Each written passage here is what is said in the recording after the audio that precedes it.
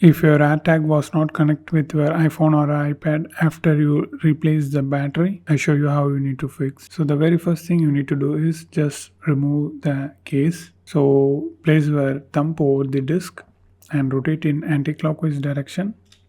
So it's came. Take the battery.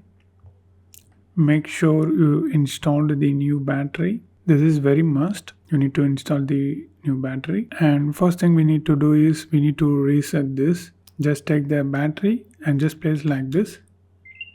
You hear a beep. It's a short beep. So you need to do like this. Place and remove, place, remove like that until you hear a long beep. So I just place this.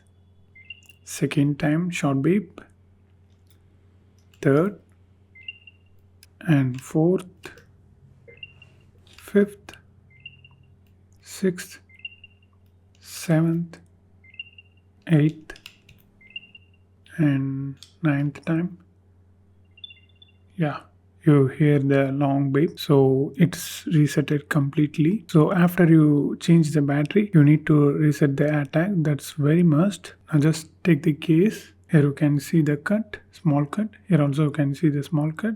Just place like this.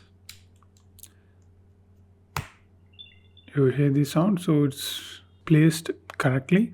Now just rotate this disc to the clockwise direction. So it's done. It's sealed. Now take your iPhone or iPad, unlock the screen, and okay. Yeah, it works fine. It's connected and works fine. And while you try to connect, make sure you turn down the internet and Bluetooth. These two options very must. If you didn't turn on the internet or Bluetooth, you can see the connect option, but you can't really connect with the device. So this is the thing. This is how you need to do. And if you want to know more videos about AirTag, you need to watch this playlist.